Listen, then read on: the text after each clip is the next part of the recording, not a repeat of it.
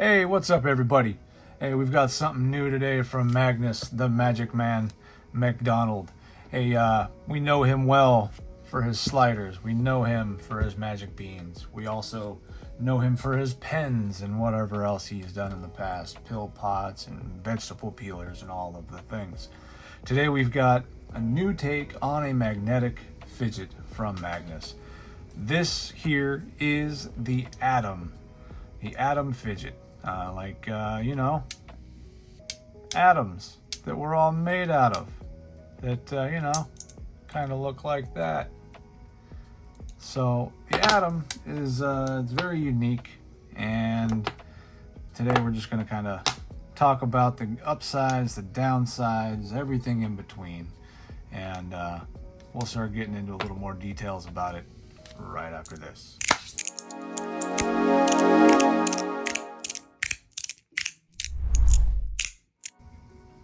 All right, so first of all, let's get into the size of the Atom. Now, if this was available on the website, I wouldn't include it in the video because you can find that stuff online. But looking through the page this morning, I couldn't find any details on the actual size, dimensions, and all that about the Atom. So we'll get into it here. I got this little centimeter scale, roughly show you there. It's about 48 by 40 millimeters by about 11 millimeters thick. Once you stack them, you double that. Your thickness is going to be 22 millimeters by 48 by 40. Now, if you stack it in the Atom layout, you do save yourself a little bit of thickness. You'll got about 48 by 16. I think it's about 16 millimeters wide that way, or thick, sorry. The weight, you got about 33 grams on each half. So it's 66 grams total. And that is weighed on a scale with a piece of foam underneath it so that the magnets don't affect the weight. I don't want any problem with Weightgate 2024. I don't want to be a part of the problem. I want to be a part of the solution. So that's what we did to figure that out. Size comparison. So I know I've got pretty large hands when it comes to the fidget world. So I don't like to just show you, oh, look at this little guy in my hand. So it's going to be different in everybody's hand. So I've got here the OG Toad. So we can compare that side by side. Got the 3-click Toad X. You can see what that's like side by side. Magic beans. Depending on their size, they're pretty close. If it was down to maybe 3, probably more similar in size. But yeah, so that's our size comparison to stuff that most people probably have in their little collections that we all got. So when we get into the ergonomics of the Atom, it's kind of like a knuckle roller mixed with the magic beans. You can manipulate it around your fingers. You can click it around, flip it around, slide it around, stack it, flip it. There's a lot of stuff you can figure out, but one of the things about this fidget is that it has a really steep learning curve. You got to give it time.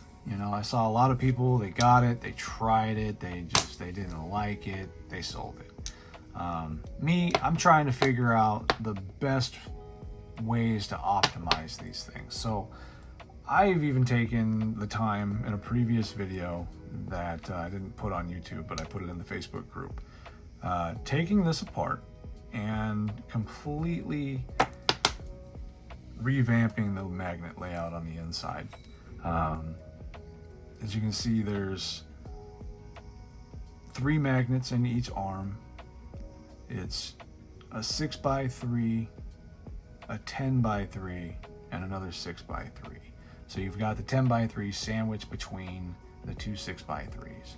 Now, I tried numerous layouts at different strengths, magnets with holes in them, dished ones, and through trial and error of probably 7 or 8 different setups, what I determined was it was pretty close to the stock setup from factory that I ended up working, but I kept the 6x3s stock N45s.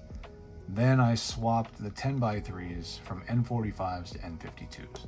So there's a little bit more strength in this direction. So you can still get this like dangle back and forth, and it'll stay there. It won't snap shut. Anything stronger, it was snapping shut, and there was no chance of it hanging or dangling or anything like that. So that was the only real mod that I could figure out for the Atom, and it did make it a little better. You know, it gave me more of the strength I was looking for when they're hanging off of just one arm. But it's still just not quite enough for me. So this has really become a in the house or around the house kind of a fidget. But I like it. When it comes to pocketability, the ability to hold it in your pocket and not really notice it's there. You know, with these, they're pretty thin, you know, about the same thickness as the Atom in this orientation. Now, when you put this in your pocket, a lot of times it's going to be like this. It's going to be that full, you know, 22 millimeters thick when it's stacked up. And when you put that in your pocket, it's a little thick. Kind of, you know, bumps into things, and it just, for me, not comfortable. And also, having it in your pocket like that, it's going to squish together like this. If you get any kind of magnetic dust between the arms, it's going to scratch them. As you can tell, I've had that happen a little bit already. So for me, I use a case. Personally, I have this Spinetic Spinners case that I got years ago, 2017. So for me, I use this. I put it in this orientation in the case. Fits right in the pocket. Nice and easy. So that's that. Now, pros and cons. The pros. It's different. It satisfies something that other stuff doesn't do for me. You know, you got some different moves, some different types of feedback you can do. But as you've seen a few times in this video, it does not stick together as well as I would like it to. And you're limited because of its design. You can't increase the magnet strength or else you're gonna lose functionality of other moves. It's great around the house. It really is. But the one thing I've noticed when I have had it out in public or at work or wherever, it's a conversation starter. People see this one and they want to know what it is. These sliders and stuff, people just, they know what they are in my world. And they're either the annoying toy that Hugh carries around or a way to find out that he's coming down the hallway. The Atom, people see it and they want to know what it is. So that's kind of a cool thing about it. Now the cons, things I don't necessarily like about it. It's got that steep learning curve. You know, it makes you kind of feel like there's not a lot you can do with it. And it's kind of discouraging when you think you can do a move and it just doesn't seem to work because it just doesn't have the magnet strength to do it. As you see here, I'm using blue tack to kind of get any kind of debris off of the ends. I did see some kind of floating around just being here. So that's good. It gets the ends clean. You get a more, you know, smooth feel with these moves. And that's another one of the cons. Debris sticks to the entire outside of these if you have them in your pocket unprotected. Very similar to the beans in a way, to where the magic beans, you need to make sure, you know, you're either using tape or blue tack to try to keep the surface clean if you're pocketing them, or else you're going to ruin the surface finish with just dust and debris that'll get stuck between and rub over time and cause a little bit of wear and tear. The other negative, the other thing I don't like, I guess, is that it's a $300 fidget. You know, it's a lot of money for something that I feel like is a little bit limited in what you can do with it. Now I know, like Magnus has said that this thing is the thing that he goes to the most. It's his go-to every day. But that speaks to his preferences, right? It's something different. He's made sliders for a couple of years, and this is something new that strikes his fancy, right? And it did that for me too. For about 2 weeks, it was in my pocket every day. I really enjoyed it. But I keep finding myself going back to old trusty sliders, you know, and especially as of late, I think the Atom came out in an inopportune time, if I'm being completely honest. This came out and there was a lot of hype, and then the Hex came out, and I might be part of the problem here, which is part of why I'm making this video. I got this in hand and I absolutely fell head over heels in love with it, and I'm still unable to really put it down. It's in my hand every day. And I've been having to force myself to use other things. So I'm here to tell you guys that this thing is good. It just came out at a bad time.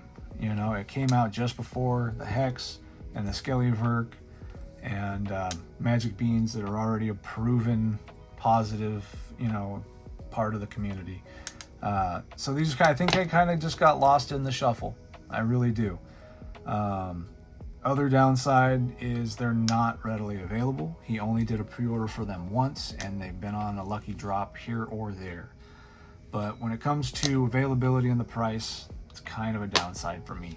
$300 for the titanium, and then you got I want to say $347 for zirconium. I'll put prices on the screen here. In conclusion, I'd say give it a shot. You can find them secondary market. There are people selling them if you're interested. But if you're really, you know, you feel like you missed out and you want to try one out, let Magnus know. I know he was talking to the community yesterday about them not being very popular. They sold well, but he doesn't see a lot of people talking about them. So maybe that's because, like I said, they got lost in the shuffle of all the new stuff that came out all around the same time. So if you're interested, let Magnus know. Check out the BST group on Facebook. Check out the main group, MagnusFidgets, and let the man know. If you want these and you want them made again, let him know. And we'll try to make something happen. And with that being said, I hope you guys had a wonderful week. I hope you're enjoying your weekend. And be safe out there, stay cool, and I will see you guys in the next video.